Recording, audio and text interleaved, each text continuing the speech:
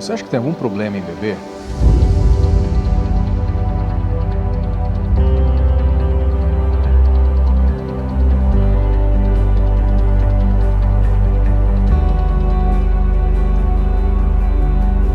A sua resposta é baseada em quê? Quando a gente fala nisso, tem normalmente 3 opiniões. Tem gente que é completamente contra, nem bebe, nem acha bom os outros beberem. Tem gente que acha que pode ser beber um pouquinho, moderadamente, não tem problema nenhum, aliás, é até bom. E tem gente que acha que a bebida é um instrumento de comemoração, de festejar, e eventualmente até exagerar um pouquinho para comemorar alguma coisa, não tem problema nenhum. Claro que as pessoas falam assim, não posso prejudicar ninguém.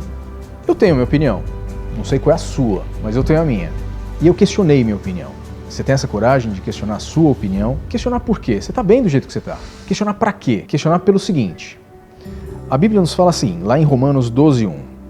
Rogo-vos, pois, irmãos, pelas misericórdias de Deus, que apresenteis o vosso corpo por sacrifício vivo, santo e agradável a Deus, que é o vosso culto racional. Deus é um Deus de revelação, Ele gosta de se revelar. Ele quer que a gente entenda o porquê de Ele querer alguma coisa de nós, o porquê que nós devemos fazer isso ou aquilo. Culto racional. E para quê? Na Bíblia também fala o seguinte, lá em João 14:21. Aquele que tem os meus mandamentos e os guarda, esse é o que me ama. Jesus está falando, tá? Eu vou repetir. Aquele que tem os meus mandamentos e os guarda, esse é o que me ama. Por quê? Para ter um culto racional. Para quê? Me questionar porque eu quero ter certeza de que eu estou fazendo aquilo que Jesus quer que eu faça. Porque Ele mesmo disse que quem o ama faz o que Ele quer, obedece os seus mandamentos. Eu sou médico, sou um pesquisador e eu tinha que seguir o meu viés. E eu fui pesquisar, na verdade, o que Deus quer, o que Jesus quer de mim. E eu fui para a Bíblia, tá certo? E como é que eu fiz isso? Esse tablet aqui, eu tenho um aplicativo nele que faz o seguinte. Eu abro o aplicativo da Bíblia e eu chego lá, clico numa palavra. Na hora que eu coloco o dedo na palavra, abre uma janela. Essa janela ela vai apresentar a palavra como ela é escrita no original. Vai ter a transliteração daquilo. O que é transliteração? É aquelas letras que não são do nosso alfabeto para o nosso alfabeto. E a tradução daquilo para o português, hebraico, aramaico, grego, para o português. E aí como é que eu fui fazer? Primeira coisa que eu tinha que descobrir, quais são as bebidas alcoólicas que tem na Bíblia. E eu descobri que são 2. Uma chamada de bebida forte, a outra, vinho. Todas as vezes que a Bíblia se referiu a alguma bebida alcoólica, ela falou de bebida forte ou vinho. E aí a minha primeira pergunta foi, quais eram as palavras originais que foram traduzidas como bebida forte ou vinho. E aí como é que eu fazia isso? Bem, eu coloquei no meu mecanismo de busca lá, eu coloquei bebida forte e mandei procurar. E aí eu clicava em cima de bebida forte, em todos eles vinha a mesma palavra, que era secar. Só tem uma palavra para bebida forte, secar. Quando eu ia para vinho, quando eu clicava e abria todas as vezes que aparecia vinho, tinha lugar que aparecia uma palavra que é tirosh e a outra yain. E que foram traduzidas só como vinho. O tradutor, seja lá qual foi, nessa versão, no caso, vou até falar quem foi, né? A tradução que eu usei foi a Almeida, Revista Atualizada, tá? Traduziu essas 2 palavras como vinho. E eu fiquei pensando, peraí, são 2 palavras. Então pode ser que sejam 2 bebidas que foram traduzidas com um nome só, vinho. E eu guardei isso. Isso que eu estou falando é do hebraico. No Novo Testamento é um pouquinho diferente. Por quê? No Novo Testamento é assim, eu tenho, onde é bebida forte, eles traduzido para, o original é secara, parecido, né? Secara. E vinho, em todos os lugares do Novo Testamento que é vinho, é oinos. Mas só lembrar, gente, que o texto que a gente tem original do Novo Testamento é tudo em grego, era tudo em grego. E quem escreveu, a maioria deles, a sua língua do dia a dia não era o grego. E eles não estudavam o Velho Testamento também no grego, eles estudavam, a maior parte eles estudavam no original hebraico. Então, oinos, na verdade, é a tradução de 2 palavras, do yain e do tirosh, assim como a gente fez a nossa tradução para vinho, no caso. A minha resposta é que não são sempre, não é uma tradução certinha. Uma palavra certinha para bebida forte, outra palavra certinha para vinho, outra palavra para suco de uva. Não era. E aí o que é que eu fui fazer? Eu fui texto por texto, palavra por palavra. E aí o que é que eu fui descobrir? Vamos lá. Secar, checar, sicara, enfim, não sei como é que pronuncia, tá? Ele aparece 22 vezes na Bíblia. 22 vezes. Dessas 22 vezes, 20 são em referência a uma bebida alcoólica, tá? 20 vezes referência a uma bebida alcoólica. 2 delas não estão falando com uma bebida alcoólica, eram num contexto cerimonial. Então, das 20 vezes que aparece a palavra checar, 20 eram como bebida. Das 20, 19 num contexto negativo. Vou dar um exemplo do que eu chamo de contexto negativo. Levítico 10, 9. Vinho ou bebida forte, tu e teus filhos não bebereis, quando entrardes na tenda da congregação, para que não morrais. Estatuto perpétuo será isso entre as vossas gerações. É um exemplo do que eu chamo de contexto negativo. Tá? Ele está falando para não beber bebida forte. E um só dos 20 textos, um só é um contexto positivo, digamos assim, que fala que é para dar bebida forte para quem está morrendo. Gente, eu sou médico, já acompanhei muita gente no leito de morte, paciente terminal, não tem mais chance, vai morrer, eu sei que vai morrer, não tem mais tratamento curativo para ele. Nesse caso, o que é que eu me preocupo? Eu me preocupo em fazer esse paciente descansar em paz, em tranquilidade, sem sofrimento, sem dor. Foi essa leitura que eu vi aqui da bebida forte na pessoa que está morrendo. Para aliviar o sofrimento dela, é usar quase como um entorpecente, um sedativo, fazer com que a pessoa vá descansar com calma, sofrendo pouco. Essa foi a leitura que eu fiz dessa única vez que pareceu que a bebida forte não era no contexto negativo. Tá, mas aí vem uma outra pergunta. O que é bebida forte? Quando a gente vê na Bíblia que tem 2 palavras, o vinho e bebida forte, naturalmente, eu pelo menos tive essa reação, naturalmente eu penso o seguinte: a bebida forte é aquela que tem um teor alcoólico maior, são os destilados, né? Sei lá, pinga, a cachaça, né? Aguardente, uísque. Eu pensava que era isso. Lei do engano, não era. Fui pesquisar o que era bebida forte. Arqueólogos, usando os seus métodos lá, técnicos e tudo mais, descobriram bebida forte era feita com... pegavam os grãos, amassavam, faziam um suco do grão e botavam para fermentar.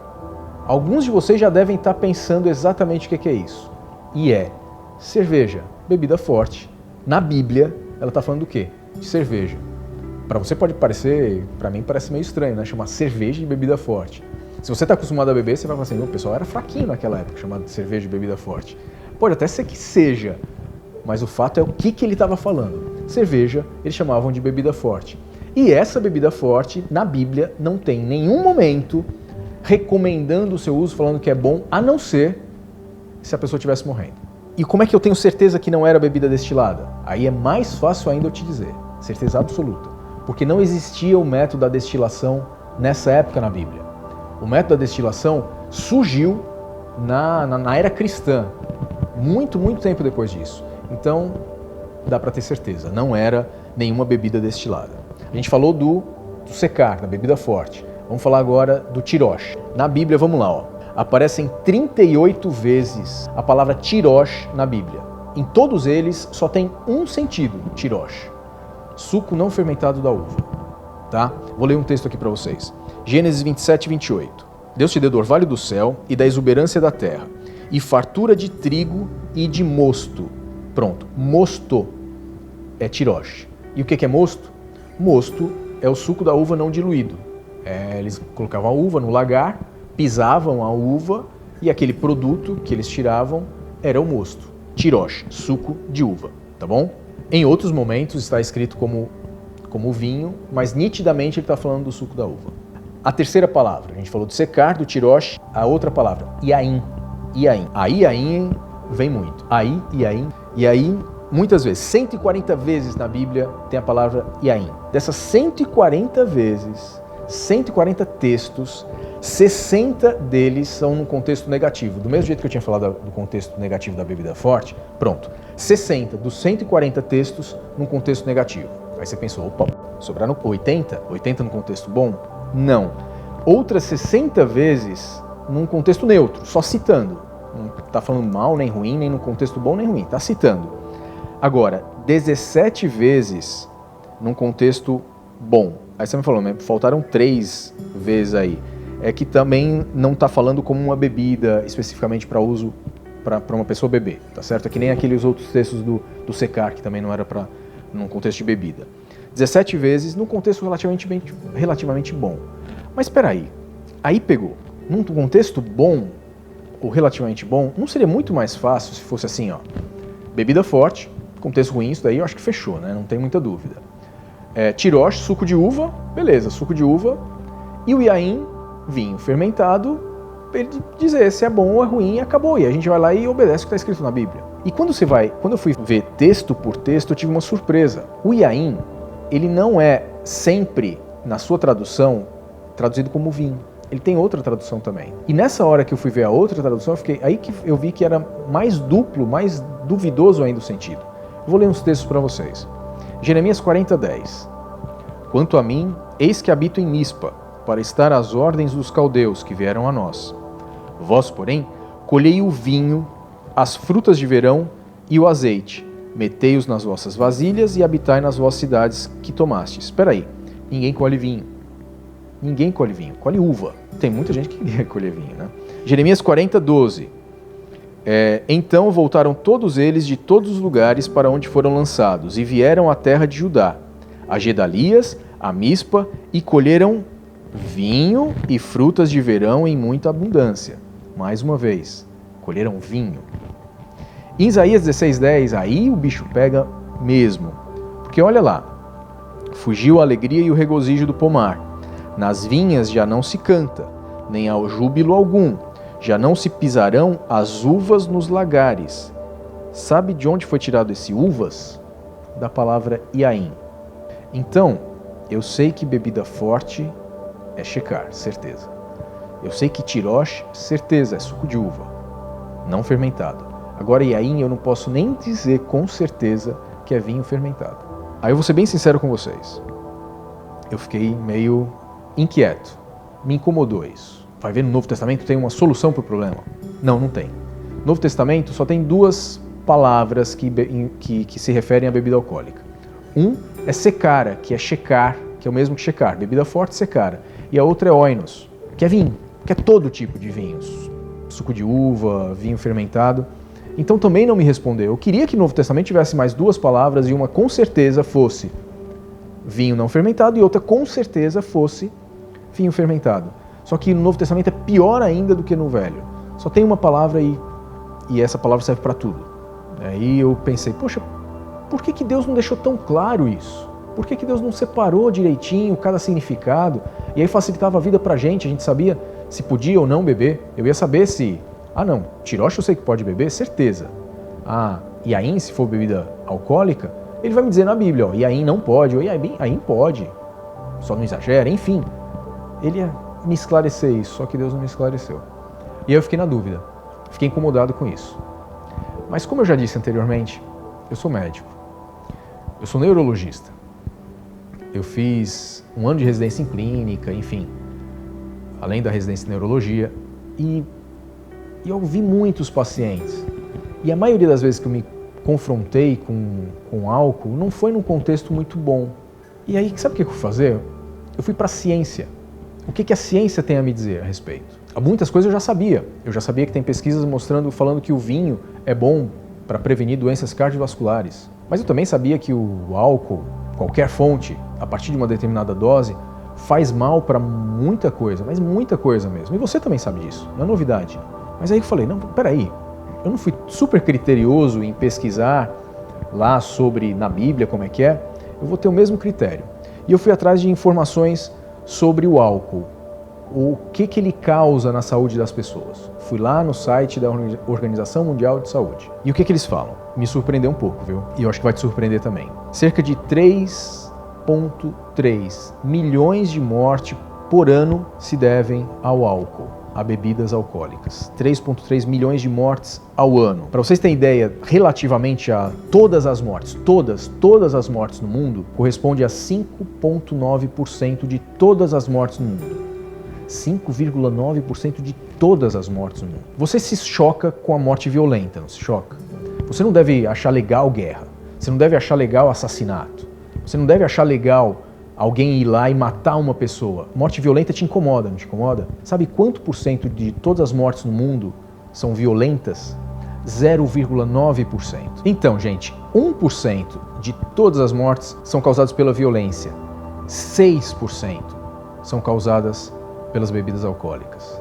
6%. Fiquei chocado, eu espero também que você fique, tá? Pra você ter ideia, entre os 5 maiores fatores de risco para doenças, morte ou invalidez, não é só agora morte, tá? Eu tô falando doença, morte e invalidez, dos 5 maiores causadores dessas 3 coisas, o álcool tá entre os 5. Então ele não é só um grande causador de morte, ele é um grande causador de doença e ele é um dos grandes causadores de invalidez, entre os 5 maiores causadores de invalidez. E entre os 15 e os 49 anos, ele é o maior. Ele é o maior causador de morte, invalidez e doença entre os 15 e 49 anos, que deve ser a faixa etária de muitos que estão ouvindo agora. Vamos lá. De todos os cânceres, ele é responsável de 4 a 25%. Eu não sei se você sabia, né? Esse dado me choca. A gente está acostumado a ver todo ano campanha contra câncer de mama. Você sabia que o álcool é um fator de risco para câncer de mama? Quantas vezes você já não viu campanha contra o câncer de mama? Prevenção e tudo mais, né? E ninguém fala do álcool. Ele é um fator de risco, sim, e não depende nem da dose. Eu já vou falar mais sobre isso. 10% dos AVCs, dos acidentes vasculares cerebrais, dos derrames hemorrágicos, 10% das epilepsias, tuberculoses, doenças do coração causadas pela pressão alta, 10% de todas essas doenças estão relacionadas com as bebidas alcoólicas. Quando eu vi essa parte do câncer, eu fui pesquisar mais a fundo, porque me surpreendeu. Estou acostumado a ver muito relacionado com outras coisas, com doença do fígado, né? Achei uns documentos, uns artigos da Agência Internacional para Pesquisa sobre Câncer. Olha o que eles dizem num dos artigos principais. Para a prevenção do câncer, frase, estou traduzindo palavra por palavra. Para a prevenção do câncer, é melhor não beber. Sabe por que ele escreveu essa frase? Eu vou explicar por quê. Porque muitos que estão me ouvindo agora, que estão assistindo agora esse negócio, estão pensando que é o seguinte, olha, mas eu bebo pouquinho. Quando ele falou essa frase aqui, ele estava falando justamente porque para prevenir câncer não existe dose segura. Inclusive tem um outro artigo que eu li que fala assim, no amount of alcohol is safe. Não existe quantidade de álcool segura. Não existe. Você bebe bem pouquinho, já está te fazendo mal, já está fazendo com que você esteja mais propício a adquirir câncer, entre outras doenças, tá? E uma coisa, você fala assim, não, mas o álcool, tantas pesquisas falando que ele protege contra certas doenças. Sabe aquela estatística que eu te falei de 6% das mortes? Isso já é descontado um possível benefício do álcool. Então, se eu considerar que o álcool salva uma quantidade de pessoas, eu já descontei. E mesmo com esse desconto, 5,9% de todas as mortes. É chocante, surpreendente. Para mim também foi. E aí eu fiquei pensando, a gente relaciona muitas vezes o álcool com um aspecto moral. A gente vê alguém que não sabe se controlar e fala, poxa, é esse cara que não pode beber, eu posso beber. Só que nessas pesquisas que eu fui ver também, tinham pesquisas que falavam o seguinte, que 50% da dependência química do álcool, do alcoolismo, se deve a fator genético. Não é tanto escolha como a gente pensa. Tem escolha? Claro que tem escolha. Mas eu vou dar um outro contexto para vocês entenderem o que eu quero dizer. Eu tenho uma filhinha e vamos supor que em algum momento ela está crescendo, chega lá nos 10 aninhos, 12 aninhos, 14 aninhos, 15 aninhos, e ela está num lugar lá e eu pego e falo, filha, tem uma cervejinha aqui, quer experimentar? Ou ela pede para mim, pai, deixa eu experimentar, tal. Vai, filha, experimenta, tal. E eu, de repente, posso estimular um pouquinho isso, posso dar o exemplo bebendo, e ela vê aquilo, acha legal, normal beber. Para você é normal beber, talvez. Lá na frente, ela passa por um problema sério. E uma coisa que eu não sabia quando eu ofereci o álcool para ela é que pode ser que nela, talvez ela tenha uma característica genética que a predispõe para o alcoolismo. E aí lá na frente, na vida dela, ela tem uma outra coisa, acontece um outro problema com ela, uma depressão, um problema muito sério. E aí algo mais do que aquele 50% que ela tinha aparece. Isto é, quando você oferece álcool para alguém, é como se você fizesse uma roleta russa. Se aquela pessoa tiver uma tendência genética para dependência química, para alcoolismo, você está abrindo uma porta para ela que ela não precisava nunca ter aberta. Depois que eu me questionei, que eu fiz toda essa pesquisa, eu cheguei a uma conclusão. Eu não tenho mais dúvida. Eu não sei qual a conclusão que você vai chegar. Eu te trouxe aqui informações. Do que eu te falei, eu acho que não tem nenhuma opinião. E se tiver, eu acho que é muito pouco. Mas informações você tem bastante agora. Escolhe. Refaça o teu raciocínio. Medite a respeito. Ore a respeito. Porque agora eu vou te falar uma outra coisa que é bem importante, que talvez seja a mais importante de todas. Muita gente fala que poxa, mas Jesus bebeu. Jesus fez álcool num dos milagres dele, lá no casamento, lá em Caná, naquela festa em Caná da Galileia. Ele fabricou vinho e as pessoas estavam bebendo vinho, bebida alcoólica. Será? Será que aquele vinho ali, aquele oinos, não era uma tradução de tiroche, não era suco de uva? Será que ele ia fazer uma bebida que é uma assassina, que mata 3,3 milhões de pessoas por ano hoje em dia? Será que ele ia fazer alguma coisa que intoxica? Será que ele ia dar para as pessoas beberem coisa que ia estar destruindo neurônios dela, nervos dela, que ia fazer com que elas estivessem incorrendo um risco maior de câncer? Para quê? Tem alguma coisa que compense isso? Precisava? E se ele tivesse feito suco de uva? Imagina um suco de uva fabricado pelo próprio Deus. Será que ia ser ruim? Será que não ia ser saboroso o suficiente? Será que não ia cumprir o seu papel naquela festa? Fazer as pessoas se sentirem bem com algo que faz bem? Porque o Deus que eu imagino, que é Jesus, ele não ia fazer as pessoas se sentirem bem pagando o preço da saúde delas. Aí eu peguei essas informações e eu voltei para aquela primeira parte da pesquisa, aquelas palavras todas que eu tinha pesquisado. E se em algum momento a Bíblia deixou dúvida se era bebida alcoólica, o Yain ou não, já que em 17 vezes parece que ela está falando bem, será que naquelas vezes que ela estava falando bem, ela não estava falando de suco de uva? Porque o Yain não necessariamente é o suco fermentado da uva, pode ser o suco não fermentado, pode ser o suco de uva simplesmente. Será que a Bíblia naquele momento não estava falando do suco de uva só? Para estar recomendando, sugerindo que se use? Eu acho que estava, mas é a minha opinião. Você tira a sua conclusão, mas eu acho que estava. Eu acho que a Bíblia não ia estimular a gente a usar uma coisa que faz tão mal. E por fim, para finalizar, Deus tem um plano para mim. E esse plano para mim, Ele quer que eu tenha um culto racional, que eu tenha minha mente sempre, da melhor forma possível para adorá-lo em todo o meu potencial. O álcool, ele aumenta o potencial da minha adoração ou ele diminui? Ele aumenta o potencial do meu discernimento do que é certo ou errado ou diminui? Reflita bem. Uma pessoa quando bebe, ela está mais propícia a perder o seu discernimento do que é certo do que é errado, ou ela abre a mente e consegue perceber melhor isso? Bem, eu acho que não. E você, o que acha?